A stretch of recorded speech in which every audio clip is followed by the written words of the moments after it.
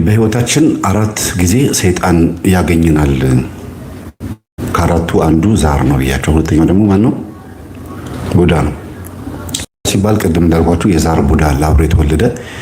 ይሄኛው ደግሞ ከተወለድን በኋላ ቡዳ አይነጥላ ሆኖብን ከቤተሰቦቻችን አይን ቃብ የሚያደርገን ምናልባት በሰውነታችን ማማር፣ በመልካችን፣ በፊዚካል በከለራችን ጸጉራችን ድፍት ብሎ ምናምን ሲታይ እናቱ ያሳድግ እያሉ እየተፉ እየመረጉ ማለት ነው የሚቀሙት አይነት ነው ቡዳ።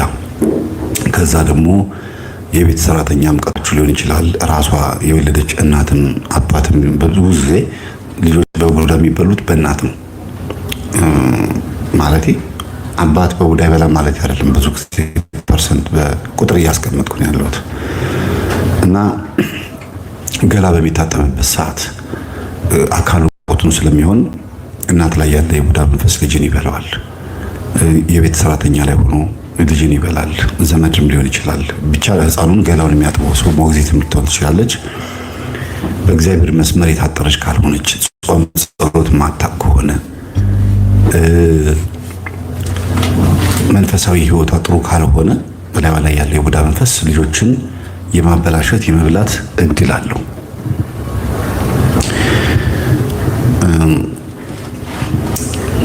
የሚገርመው ነገር ምግብም ስታበሉም ጭምር ማለት ነው። ልጆቻችሁን ምግብ ስታበሉ በማንኪያ አጥሉና እንዲህ ስታበሉት አብራችሁ ያው ጾምም ይሁን ምንም ይሁን ፍስግም ይሁን ለልጆች ምግብ በምታበሉበት ሰዓት እናንተ ራሳችሁ አማትባችሁ ጸሎት አድርጋችሁ ካላበላችሁ ምግቡ ላይም ጸበል ካላ ወይም ደግሞ እምነት ካላረጋችሁ ወይም ደግሞ በአጠቃላይ አባታችን የተብለው ካልተጸለየ ለልጆቹ ቃር ነው የሚሆንባቸው፣ ያስመልሳቸዋል። ምክንያቱም እያማራት ለምሳሌ እንቁላል መብላት እያማራት አንዲት ትንሽዬ ልጅ 12 ዓመት 13 ዓመት የሆነች ልጅ እላዩ ላይ የቤተሰቦች የዛር መንፈስ ካለባት ህፃን ልጅ አሳድጊ ተብሎ ሲሰጣት ህፃኑን ስታበላው እሷም እያማራት ስለሆነ የምታበላው ያ ነገር ወደ ልጁ የመተላለፍ እድሉ በጣም ሰፊ ነው። እንዲህ እያለ የቡዳ መንፈስ በልጅነት አብሮ ይገባል ገና ከህፃንነታችን እና ባህሪው ለየት ይላል። ቴሌቪዥን የመስበር፣ ቴፕ የማበላሸት፣ ሶኬት ውስጥ ሚስማር የመክተት፣ አጃልጦት ተፈጥፍጦ ጥርሱ የመሰበር፣ ከንፈሩ የመሰንጠቅ፣ ጭንቅላቱ ወይ ደግሞ እሳት ላይ መውደቅ፣ ሙቅ ውሃ ይደፋበታል፣ ወጥ ይገለበጥበታል። ይሄ ምልክቱ መንፈሱ ሊገለው እንደሚፈልግ ማሳያ ነውና በአንድ ጊዜ ብቻ አይደለም ተደጋጋሚ የሆነ አደጋ የሚደርስባቸው በቃ ምንም እንዲያ ነገር ማያጣቸው ህፃናቶች አሉ። እንዲሁም እናት ቅጥቅጥ ታደርገዋለች። ተመቶም የማይበርድለት ልጅ ይሆናል። የቡዳ መንፈስ ምልክቱ ይሄ ነው። ተመቶም ወይም ተመታ ህፃኗ መልሳ እዛው ኃጢአት ማነው እዛው ጥፋት ላይ ኃጢአት እንኳን አይሆንባቸው ግን ጥፋት ላይ አታርጉ የተባሉትን ነገር የማድረግ ቀስ ብሎ ያን የተከለከሉትን ነገር ሄደው እንደ የማንሳት ነገር ከዛ ስትመቷቸው ዘመድ ፊት ቤተሰብ ፊት ምራቅ የመታፋት፣ የመሳደብ፣ የመማታት፣ የመነጫነጭ፣ የመቆጣት ባህሪ ያሳያሉ። ልጆች አዳዲስ ባህሪ በቤት ውስጥ ከሌለ ማለት ነው በቡዳ የመበላታቸው ምልክቱ ያን አልጋ ላይ ሽንት የመሽናት፣ ጥርስ የማንቀራጨጭ፣ በተለይ በቡዳ ሲበሉ ጥርሳቸውን ሲቲቲቲ ያርጉታል። ላሰማችሁ እንደዚህ ማለት ነው። እና ህፃናት ሆኖ ይሄንን አድርገው ያደጉ እኔም ልጅ እኮ ያንቀራጭጭ ነበር ምናምን ብላችሁ እንደ ቀለል ልታልፉ ትችላላችሁ። ህይወት ካላስወጣችሁት ቅዱስ ቁርባን እንዲቀበል ካላረጋችሁት ይሄ ልጅ በዚህ መንፈስ አድጎ ትምህርቱም ስራውም ሁሉ ነገሩ የማይጠቅመው ነው የሚሆነው። ያገኛል ገንዘብ አይጠቅመውም፣ ያገባል ሰላም የለውም። ቡዳው አብሮ ነው የሚዘምነው፣ አብሮ ያድጋል። እና በዚህ አይነት መንገድ አድገን ኖረን ከዛ ሰንበት ትምህርት ቤት የምንግባ፣ ዲያቆን የምንሆን፣ ጽዋ ማህበር የምንግባ፣ ነጠላ ለብሰንም ወይም ደግሞ አጠቃላይ መንፈሳዊ ነን ብለን ቤተክርስቲያን ስንመላለስ ወረት ይሆንብናል። ብዙ ጊዜ የቡዳ መንፈስ ወረት የማድረግ ባህሪ ያለው የቡዳ አይነ ጥላ ከሆነ ቡዳ አይነ ጥላ ከሆነ ወረት ያደርጋል። ወረት ብዬ ያስተማርኩት ትምህርት አለ የዛሬ 3 ዓመት እኔና ልጄ ሰላም ወረት ምንድን ነው የሚል ጥያቄ ጠይቃኝ 40 ደቂቃ ያክል መልስ መልሼላታለሁ። ወረተኛ የሚያደርግ መንፈስ ምን እንደሆነ ወረት ራሱ ምን እንደሆነ ብዙ ሰው አያውቅም ነበር ያንን ቪዲዮ ከመልቀቄ በፊትና የቡዳ አይነ ጥላ መንፈስ መንፈሳዊ ህይወታችሁን ወረት ያደርገዋል። አንድ ሰሞን ስሜታዊ ትሆናላችሁ። ልክ እና ኃይሌ ገብረስላሴ እነ ቀነኒሳ እነ ምናምን ኦሎምፒክ አሸንፈው ሲመጡ ሁሉም ሯጭ ይሆናል። የዛን ጊዜ በቃ ለሊት ሁሉም የሚሮጥ ሰው እንደሚሆነው ሁሉ መንፈሳዊ ህይወትም እንደዛ ነው የሚሆነው።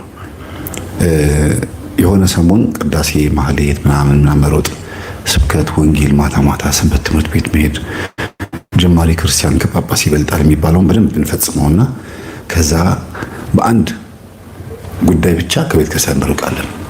ምናልባት ወንድ ከሆነ ሴት አፍቅሮ፣ ሴት ከሆነች ወንድ አፍቅራ ሊሆን ይችላል። ወይ እዛ ተጣልታ በዩኒፎርም ተጣልታ ሊሆን ይችላል። ዩኒፎርማት የሰንበት ትምህርት ቤት ልብስ ማለት ነው። ጥንግ ድርብ ጥለሻል፣ ሞጣይት አቆሸሸሻል በሚል ወይ ደግሞ መዝሙር ክፍል ወይ ልማት ክፍል ጸብ ይኖራል። ወይ ምንፍቅና ሊሆን ይችላል። ወይ ደግሞ የግል ችግር ይኖራል። ሱሪ ለምን ለበሽ ስትባል ወይ ወንድ ከሆነ ቢኪኒ ሱሪ ለምን ለበስክ፣ ፀጉር ለምን አታስተካክልም ሲባል አኩርፎ በዛው ከቤተ ክርስቲያን ይጠፋል።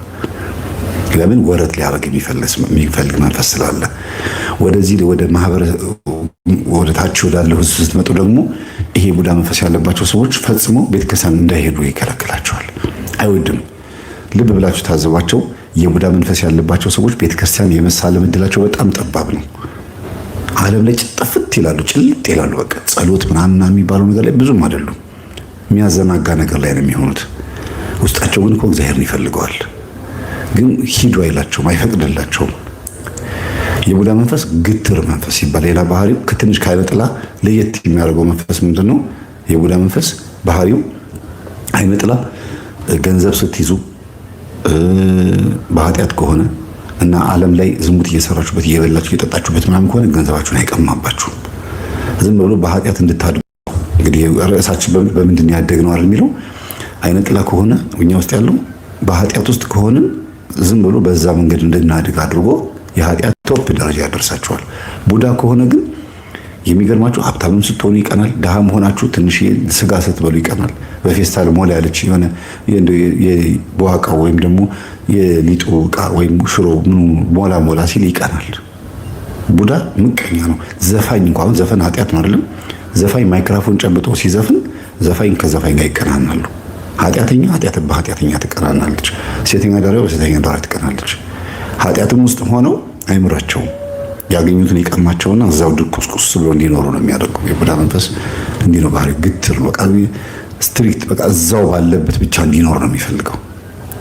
ብቻ መተኮስ ነው። ባይ መተኮሳል፣ ሄዶ ኢላማ ይመታል። እና ይህ የቡዳ መንፈስ ባህሪ እጅግ በጣም ብዙ ነውና በፊዚካሊ ሰውነታችንም ራሱ የማፈነዳዳት፣ ለምሳሌ ህፃናት እንቁላል በልተው ከሆነ ወተት ሲጠጡ አይቷቸው ከሆነ ከዛም ጊዜ ጀምሮ ወተት አይጠጡም፣ እንቁላል አይበሉም።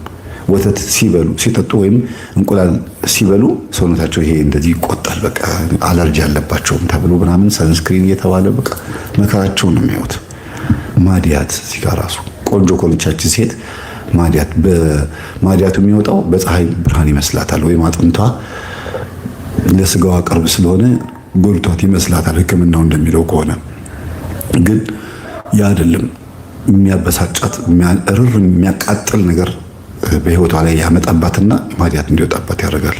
ሰበብ ይፈጥርና አካላችን እንዲጎዳ የማድረግ አላርፍ ያለች ጣት ምን ጠንቁላ ትወጣለች እንደሚባለው ይቅርታ ለምናገረው ነገርና ቡዳ በዛ ልክ ታዊልና አልሰማ ስትሉት የሆነ አደጋ የመፍጠር ባህሪም አለው እና ሰውነታችሁ ላይ ራሱ ፊዚካል ላይ የሆነ ችግር የመፍጠር ግርጥት የማድረግ የሚያምር ነገር አይወድም የቡዳ መንፈስ። በህይወታችሁ ደስተኛ ስትሆኑ ፈገግ ስትሉ ደስ አይለውም። ግን ማለት ሆኖ ሰው ላይ ሆኖ ነው። እንዲሁ ዝም ብሎ አየር ላይ ሆኖ አይደለም ደስ አይለው የሚባለው። እናት ላይ አባት ላይ ሆኖ ይቀናል። እህት ላይ ወንድም ላይ ሆኖ ይቀናል። አክስት፣ አጎት፣ ጎረቤት ላይ፣ ጓደኛ ላይ ስፔሻሊ በጣም ብዙ ቦታ ላይ ጓደኛ ላይ ሲያልፍላችሁ ደስ አይላቸውም። ስትሰጧቸው እንደተለጋሽ ስሜት ይሰማቸዋል። ስታዝኑላቸው የሆነ በከፍ ስትሉ ገንዘብ ስታገኙ ስትሉ አጠገባቸው ያሉ ሰዎች አይናቸው ደም ይለብሳል። እንዴት ይላሉ። በቃ የሆነ ለየት ያለ ባህሪ ያለው የቡዳ መንፈስና እንዲህ አይነት ነገሮች ባሉበት ሁኔታ አድገን እንዴትስ ነው ታዲያ ተዋህዶን የምንጠቅማት? ቤተክርስቲያንን ለመሳደባችን ወይም ደግሞ ቤተክርስቲያንን ለማዋረዳችን ምክንያቱ ይሄ ሊሆን የማይችልበት ምንድን ነው? ይህ መንፈስ ተሸክሞ ሰንበት ትምህርት ቤትም ዲቁናም አገልግሎትም ስብከትም አትሮንስም ጨብጠውም ከሆነ ይህ መንፈስ ተሸክሞ ሲሄድ እንዴት ውጤታማ የሚሆን እንዴት ፍሬ የሚያፈራው? ኃይልን እስከምትለብሱ በኢየሩሳሌም ቆዩ የሚለው የመጽሐፍ ቅዱስ ቃል ኃይልን ያገኘንበት የትኛው ኃይል ነው? የምንቆጣበትን ኃይል ነው ለስብከት የምንጠቀመው? የግል አስተሳሰባችን የምናንጸባርቅበትን ግትርነታችን ነው ለስብከት የምንጠቀመው? ወይስ መንፈስ ቅዱስ ያቀበለንን ነው? በየትኛው ነው ያደግነው? በደንብ እንድናስተውል የምፈልገው ለዛ ነውና አንዳንድ ጎረቤቶች አይታችሁ ከሆነ በኮንፊደንስ ማለት ነው አንተ አሳድጌ እንደዚህ ይላሉ። ምንድነው ማሳደግ ሲባል አብረን አድገን ማለታቸው እንጂ መቼም በዛኛው ቤት ያለ ሽሮ እና በርበሬ እዚህ ቤት መጥቶ እና ብላ ብሎት አይደለም። እንደዛም አይነት ጉርብትና ሊኖር ይችላል። ግን እየተቆጣው እያየው አድገህ ስትደሰት ተደስቼ ቤተሰቦችህም እናንተ ቤት መጥቼ አብረን ኖረን እንዴት እንደዚህ ታደርገኛለህ ማለት ነው። ልክ መንፈስም እንደዛ ነው። አብሬ አድጌ እንዴት እወጣለሁ ይላል ጸበል ቦታ ላይ አብሬ ኖሬ። ይሄ ከዛሩ ቀጥሎ ቡዳው ነው። አብሬ ኖሬ አብሬ አድጌ ይላል እና ቅድም ምንድነው እናትና ስለ ዛር ሳወራ ስለ ቡዳ ሳላብራራ የመጣሁት ወደ ኋላ ልመለስና ይሄኛውን በደንብ እንዲጠቅስልኝ ነው። ለምሳሌ የ2 ዓመት የ3 ዓመት ልጆች ሆናችሁ ህመም ቶሎ ቶሎ ያጠቃችሁ ይሆናል። ህፃናት ሆናችሁ ማለት ነው። አንዳንድ በሽታዎች አይጠፉም። ይሄ ነው ብዬ አልጠቅሰውም። እናንተ ጻፉት እስቲ በሽታውን። በልጅነት ብዙ ጊዜ ልጆች የሚያጠቃ በሽታ ይኖራል። ለምሳሌ እንደ ኩፍኝ፣ እንደ ሞኝ ባገኝ፣ እንደ ጉንፋን፣ እንደ ስኳር በሽታ ህፃናትን አሁን ያጠቃን ያለው ወድቆ መሰበር፣ መድማት፣ መተርተር፣ ደም መፍሰስ የህፃናት በሽታ ብላችሁ የምትሏቸውን ሲጻፉና እነሱ በሽታዎች በልጆች ላይ ሲገለጹ ያንን መድኃኒት ፍለጋ መፍትሄ ፍለጋ የት ይኬዳል? ጠንቋይ ቤት፣ ደብተራ ጋር፣ ስርማሽ ቅጠል በጣሹ ጋር፣ አዋቂ ነው እየተባለ ደንቆሮ ጋር፣ ጥበብ ነው እየተባለ ጠባቦች ጋር ይኬዳል። ይሄን ያገላለጽ ነው። ምንም ማድረግ አልችልም። ካየሁት አንጻር ነው። እና በዚህ መልክ እናቶች ወደ እንደዚህ አይነት ቦታ ሲሄዱ ሲጻፉትና ቶንሲል የልጆች በብዛት በሽታ ቶንሲል ነው። ቶንሲል በነገራችን ላይ በረዶ የሚያበዙ ይሄ ምንድን የሚባለው የሚመጠጠው በረዶ እሱን የሚያበዙ ልጆች ከሆኑ ቶንሲል የማግኘት እድሉ በጣም ሰፊ ነው። እንደዚህ አይነት ነገሮች ላይ ትኩሳት፣ ጉንፋን በጣም በብዛት ልጆች ትኩሳት የሚያገኛችሁ ከሆነ 50% የቡዳ መንፈስ አግኝቷችሁ፣ በተለይ ድግስ ይዛችኋቸው ሄዳችሁ ከሆነ፣ ግራጁዌሽን ከሆነ፣ ሰርግ ከሆነ፣ ልደት ተጠርተው ህዝብ የበዛበት ቦታ ላይ ልጆቹ ይዛችሁ ሄዳችሁ ከሆነ ወደ ቤት ስትመለሱ ምናልባት ግርግር ስለማይወዱ ሊሆን ይችላል። በአንድ በኩል ግን ቡዳም ሊሆን ይችላል። በተለይ ትግልጥልጥ ያለ ልብስ የለበሱ ልጆች ከሆኑ አጭር ቬሎ የህፃናት የሙሽራ ቀሚስ የሚባል ነገር አለ። አሳመርን ብላችሁ ደረታቸውን ግልጥ ታደርጋላችሁ፣ ባታቸውን ግልጥ ታደርጋላችሁ። ከዛ እንደዚህ አይነት ልብስ ለብሰው ደግሞ የሚያማምር የሆነ ፀጉር ጌጥ ምናምን ታርጉና ታሳምሯቸውና አንዳንድ ህፃናትም የእናታቸውን ሊፕስቲክ አይቀርም። ወንዶቹም ደግሞ ልክ እንደዛ አምሮባቸው ይሄዳሉ። ከዛ ተበልተው ይመለሳሉ። ወይ ቅባ ቅዱስ ቀብታችሁ አትሸኙ ትምህርት ቤት፣ ወይ ድግስ ቦታ ስትሄዱ አባታችን ብላችሁ ጸሎት አድርጋችሁ ጸበል ተረጫጭታችሁ አትወጡ። ዝም ብሎ ድርግም ብሎ ድግስ ላይ ይኬዳል። ከዛ ታሞ መምጣት ነው። ብዙ ሚዜዎች የሚታመሙት በድግስ ላይ ነው። ሚዜዎች ደረት ተገላልጠው የሚሄዱ ሴቶች ምናምን አመመኝ ወይኔ ራሴ ዛሬ ዋልኩት ብሎ ይላሉ። እነሱ ውጥረት ይመስላቸው ከዛ ቦታ ላይ ነው ግርግር ይመስላቸዋል። ግን አይደለም፣ ተበላልታችሁ ነው። ለዚህ ነው ተመሳሳይ አይነት አለባበስ፣ ተመሳሳይ አይነት አነጋገር ቲክቶክ ላይ የሚለቀቁትን ቪዲዮዎች ይዋቸው የመበላላት ነገር አለ። አንድ አይነት የመሆን እስክስታቸው፣ ጭፈራቸው፣ ዳንሳቸው፣ ንግግራቸው ይልና ይላል መልሰው እስክስታ እያሉ በቃ ይሁን አክሽናቸው አንድ አይነት። ይሄ በቡዳ የመበላላት ነው፣ አንድ አይነት። ስለዚህ በእንደዚህ አይነት መልኩ ልጆች የሚበሉት ከምን አንጻር ነው? እናትና አባት ልጆቻቸው ሲታመሙባቸው እግዚአብሔር አቃል እንግዲህ ምንም ማድረግ አልችልም፣ እስቲ ጋሊድ ብለው ጠንቋይ ቤትም ወይም ደግሞ ደብተራ ጋር ሄደው ያስለክፏቸዋል። ከዛስ ለህመም ተብሎ የገባው ሰይጣን ወይም ደግሞ የገባው ያ የባህላዊ ሕክምና ሊሆን ይችላል፣ ጥንቆልናም ሊሆን ይችላል። ተጨማሪ ሌላ እንቅርት ላይ ጆሮ ደግፍ የሚባል ነገር አለ እና ለጊዜው ከታመመበት ሊድን ይችላል። ያንን ህመም አለበት የተባለውን ችግር መንፈሱ ዝም ሊል ይችላል። ግን ስልቱን ቀይሮ በሌላ ነው። ጨጓራ ከነበረ ኩላሊት እንደማለት ወይም ደግሞ ራስ ምታት ከነበረ ቁርጥማት፣ ጋንግሪ፣ ዝሆኔ ብላችሁ ቀይሩት እንደፈለጋችሁ። ስልቱን ቀይሮ ግን በአዲስ መልክ እንደገና ይመጣላታል።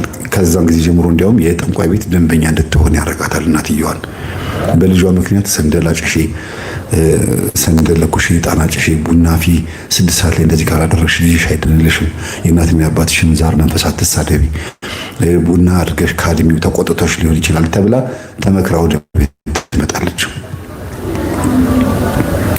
ከዛ በተረፈ ይሄንን ይዛ ስትመጣ ደግሞ ቤት ውስጥ እንደገና የጠንቋዩ መንፈስ በራሷ ላይ ተሸክማ መጣ። ደግሞ ቤት ውስጥ ስትካድመው እሺታ ስላለበት ወይም ደግሞ እሺታ አዛዥ ነኝ የሚል ስሜት ስላለበት ቡና ሲፈላለት የበለጠ እዛ ቤት ላይ ንጉስ ይሆናል።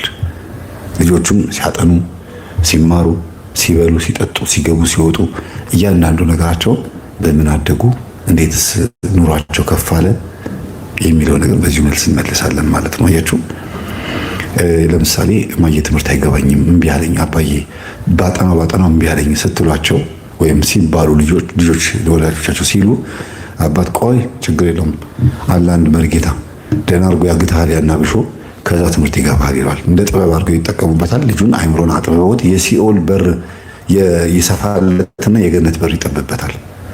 አያችሁ፣ ጠባብ የሆነ ሐሳብ ጥበብ ተብሎ ለኛ ውስጥ ይገባል ማለት ነው። እና ልጆች በብዙ አይነት መንገድ ይጎዳሉ። አብሯቸው መንፈስ ያድጋል። በጣም ብዙ ህጻናቶች ስለ ስነ ፈለካት፣ ስለ ከዋክብት፣ ስለተለያዩ ጥበባት ሲያወሩ ስትሰሙ በጣም ትገረማላችሁ። በሚዲያ ላይ ኢንተርቪው ሲደረጉ የሚገርም ነገሮች አንብበው ሊሆን ይችላል። ግን የሚገርማችሁ ብዙዎቹን ህፃኖኝም ጭምር እንደዚህ አይነት ሰዎችን አውቃለሁ። አድገው ከንቱ ነው የሚሆኑት። አብሾ ከባድ ነው። እጽ ከባድ ነው።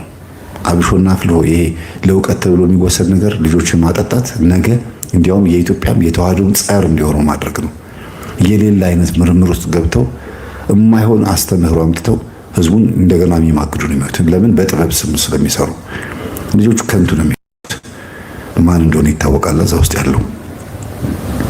በዛ በሚጠጣውና በሚጨለጠው ነገር ውስጥ ማን እንዳለ ይታወቃልና ልጁ ህፃን እያለ በዚህ መንፈስ ተለክፎ ያድግና ከዛ የሚቀበለው ደሞዝ ቤተክርስቲያንን የማይጠቅም አገርንም የማይጠቅም ለራሱ የማይጠቅመው እናትና አባቱን የማይጦርበት ይሆናል።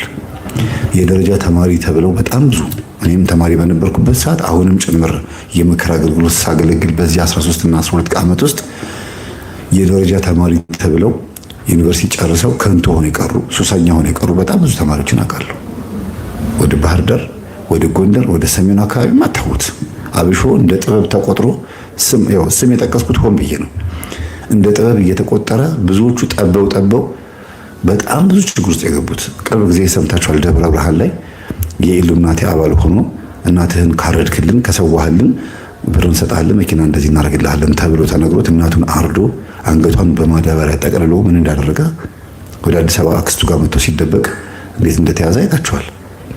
እንዲህ አይነት ትውልድ ነው የምናፈራው። እውቀት ማለት መጨረሻው ይሄ ነው የሚሆነው። ያብሾ ውጤት ይሄ ነው። እናትን እንግዲህ ካኒ ዌስት ይሄን ሲያደርግ አይቶ ነው እንግዲህ ካኒ ዌስት ማለት እናቴን ሴክሪፋይ አድርጌያለሁ ሀብታም ይንኩት በዚህ ነው ብሎ ስለተናገረ በስልክ የኢሉሚናቲ አባል መሆን የምትፈልጉ ይሄን አድርጉ ሲባሉ እውነት መስሎት የደብረ ብርሃኑ ልጅ ደግሞ ይሄን አደረገ። ይቀጥላል። ሌላ ቦታ ላይ ልጅህን ድፈር የተባለ አባት እኔ ጋር መጥቶ የምክር አገልግሎት ወስዷል።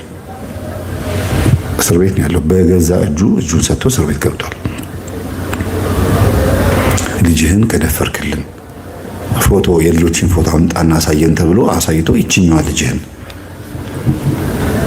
ድፈርልንና ከዛ በኋላ የምትፈልገውን እንሰጣለን ተብሎ እንደዚህ ነው እና መጨረሻው ይሄ ነው የሚሆነው። ይሄ ሰውዬ ግን አብሾ ጠጥቶ ነበር በልጅነቱ።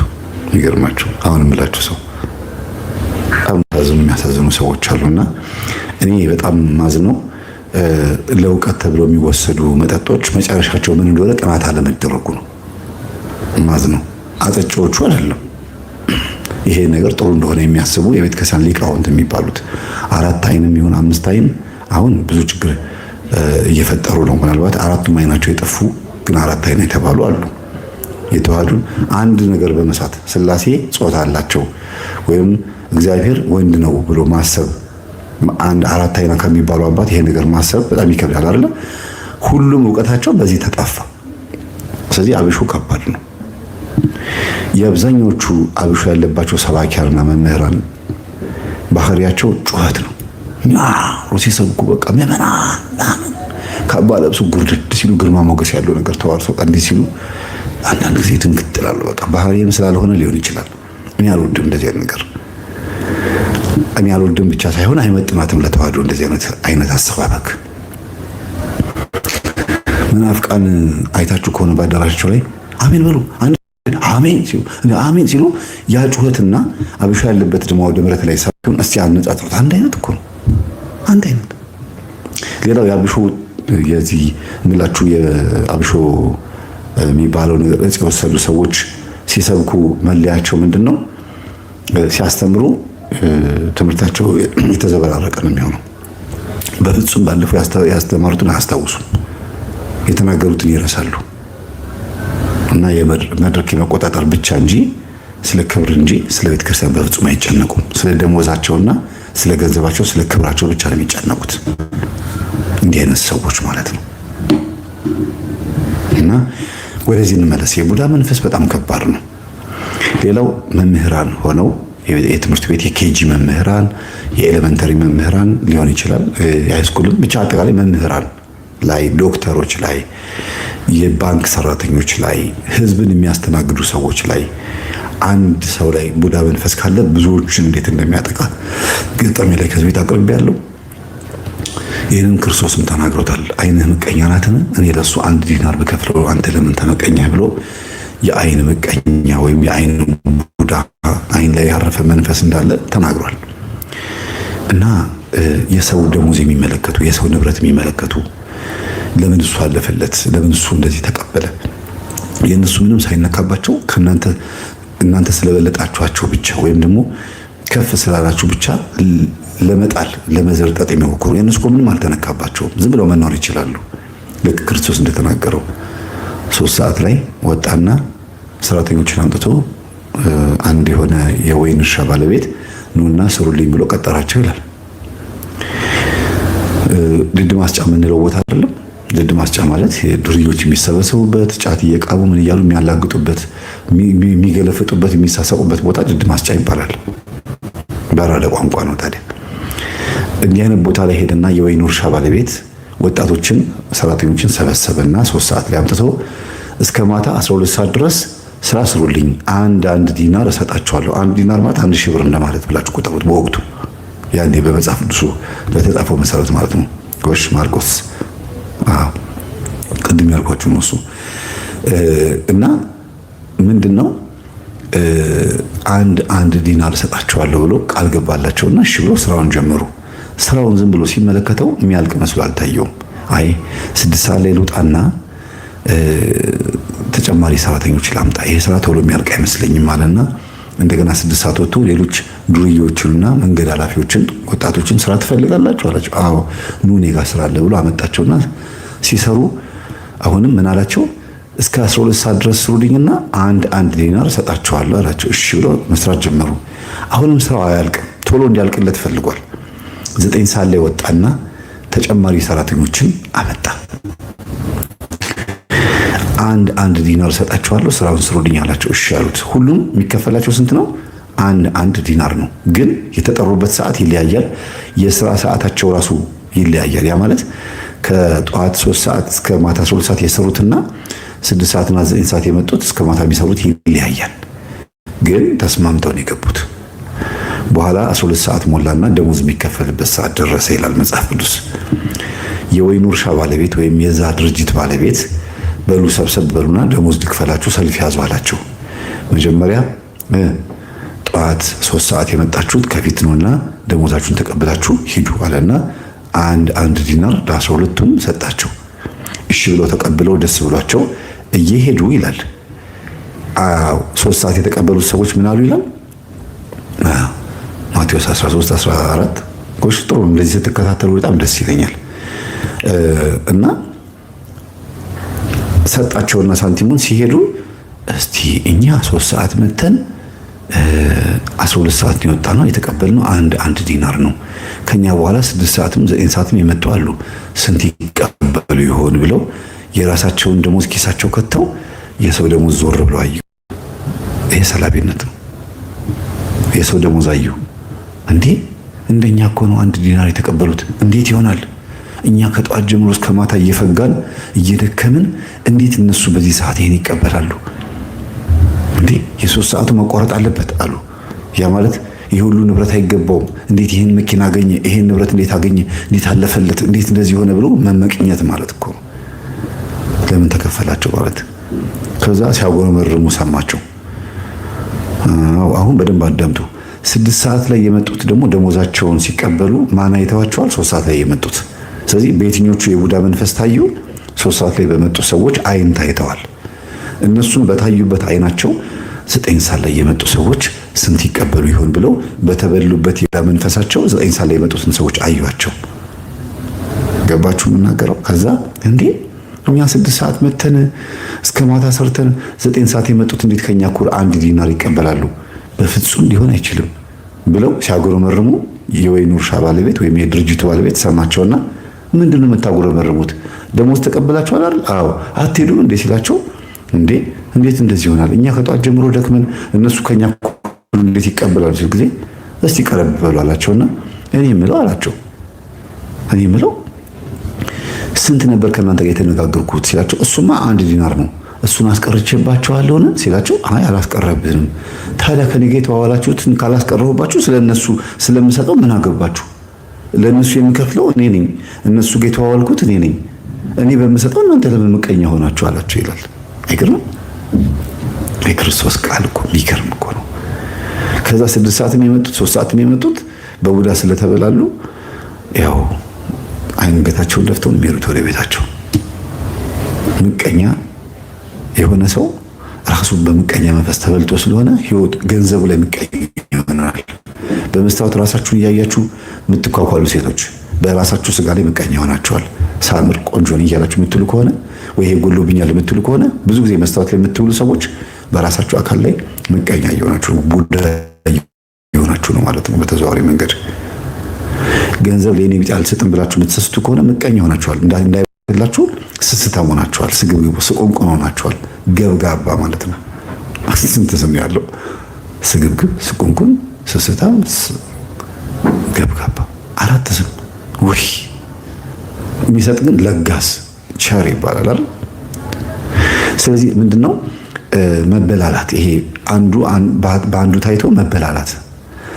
እኔ ለሱ 1 ዲናር ሰጣለሁ ብዬ የተዋዋልኩት እኔ ነኝ አለ ባለቤቱ። እሱም እሺ ብሎኛል፣ እየሰራ ነው።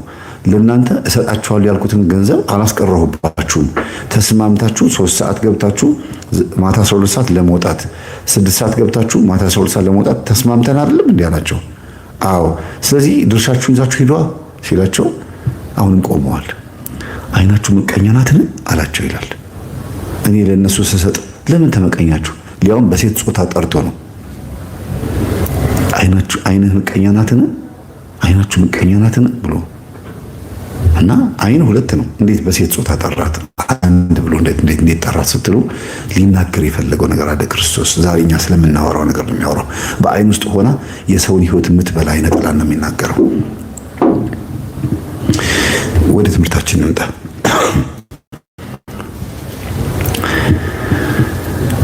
አሁን የቡዳ መንፈስ ሰዎችን እንዴት እንደሚቀረጥፍ እንዴት እንደሚበላለም እያብራራው ያለሁት። የቡዳ መንፈስ ያለባቸው ሰዎች እንዴት እንደሚኖሩ ነው። ምክንያቱም እንዴት እንደሚበላ አይዞ ነው የሚበላው። ተናግሮ የሚበላም አለ፣ አድርጎ የሚበላም አለ፣ ስሞ የሚበላ አለ። ውይ ይሄ ነገር ደስ ሲል ሲያምር ይሄ ዕቃ የሰርግ ስጦታ ነው ሲሏችሁ አዎ ስትሉ በቃ ከዛን ቀን ጀምሮ አንዳንድ ብርጭቆ፣ አንዳንድ የውስኪ ጠርሙስ፣ አንዳንድ ሳህን፣ አንዳንድ እያለ እያለቀ ወይ የቤት ሰራተኛዋ ወይ የራሷ ሙሽራዋ ፍጅት ታጋ ትጨርሷለች። ሲያምር ብለው የቡዳ መንፈስ ያለባቸው ሰዎች ያሉት ዕቃ ይሰበራል። ሸክላም ይሁን ቴሌቪዥንም ይሁን ሞባይልም ይሁን ምንም ይሁን ይጠፋል። የወደዱት ነገር ይበላሻል። ለምን? እነሱ ውስጥ ያለው መንፈስ እነሱ ሲወዱ ስለማይወድ ለምን ወደደችው ይላል። ኢቭን በትዳር ራሱ ያገባ ወንድ ካላገባ ወንድ ጋር ጓደኛማቾች ሲሆኑ ያገባው ወንድ ስለ ሚስቱ ሲያስብ ሚስቴ ደወለች ሊሂድ እያለ ሲቸኩል ምን ሲል በቃ ስለ ትዳር ሲያወራ ያላገባው ወንድ ላይ ያለችው አይነ ጥላ ቡዳ ከሆነች ባሌ ልትቀማኝ አሁን አንተ ስላገባህ እሱም ደግሞ እንደ ጓደኛዬ ላገባ ብሎ ወደ ትዳር ሊሄድብኝ ነው። ስለዚህ ይልና ወንዱ ላይ ጓደኛው ላይ ያላገባው ላይ ያለው አይነ ጥላ ማለትም ሴዛር አይነ ጥላ ወይ ከዚህ ጓደኛው ያርቀዋል ያሸሸዋል፣ ወይ ደግሞ ያገባውን ጓደኛውን ትዳር ይበትንበታል። እባክህ ተዋት አትስማት፣ ስትደውል ዘውተው እባክህ ምናምን እያለ ይጠጣሉ፣ ይጨፍሳሉ፣ ይላሉ። ለምን ያገባን ያላገባ ወንድ ጓደኛሞች መሆን አይችሉም፣ ደግሞ መሆን የለባቸውም። እንደኔ ጥሩ አይደለም። ወይ ያገባው ያላገባውን ስቦ ወደ ትዳር ማምጣት አለበት፣ ካልቻለ መለየት ነው ያለበት። ለምን ብዙ ጊዜ በባህሪም በምንም በውሏቸውም አይተሳሰቡም። ይሄኛው ስለ ትዳር ስለማይገባው ስለሚስቱ አያዝንለትም። ይሄኛውም ደግሞ የዚህን ህይወት እየተከተለ ሚስቱ ድንገት ካበሳጨችው የሆነ ነገር ከተፈጠረ ፕራክቲካት ባክኒ ካንተ ጋር ነው ሙሉ እያለ እንደ እፎይታ እንደ መተንፈሻ ይቆጥረዋል። ከዛ የቡዳ መንፈስ ጓደኛሞች ይበላላሉ አይደል? ትዳሩን ሄዶ ይበላል። አንቺ እንደዚህ ያልሽ የራስሽ ጉዳይ ማን ብሎ ተነስቶ ይወጣና እዛ መጠጥ ቤት ወይም ኳስ ምናምን ይውላል ማለት ነው። የቡዳ መንፈስ ይለያያል። ዞሮ ዞሮ ያላችሁን ነገር ቅርጥፍ አድርጎ ነው የሚበላው። ለምሳሌ የብረት ዝገት ብረቱን በላው ነው የምንለው አይደል? ዝገቱ ብረቱን በላው ነው የምንለው። በላው ሲባል በላው አኝኮ ሳይሆን ፈረፈረው ወይም ደግሞ እንዳይጠቅም አደረገው ማለት ነው። ስለዚህ የቡዳ መብላትና የብረት መዛግ ተመሳሳይ ነው በላው ሲባል። እንግዲህ በቡዳ በኩል ያለውን ይብቃኝ ልጨርስ። ማጠቅለል አድርጌ ነው የነገርኳቸው ያለሁት። መጽሐፍ ቅዱስ ውስጥ ያለውን ሁሉንም ብናነሳው በጣም ብዙ ሰዓት ይፈጃል። ግን በህይወት ዘመናችን 4 ጊዜ መንፈስ ያገኘናል ከሚባሉት ከአራቱ ውስጥ አንዱ ዛር ነው፣ ሁለተኛው ቡዳ ነው ብያቸዋለሁ። ሶስተኛው መተትና ሰላቢ ነው። እንደ አንድ ቁጠሩት። ያው መተት ወይም ሰላቢ ዞሮ ዞሮ ሰላቢም ተደግሞ ነው የሚገባው። መተት ግን መተት በሚለው ውስጥ ያዙት።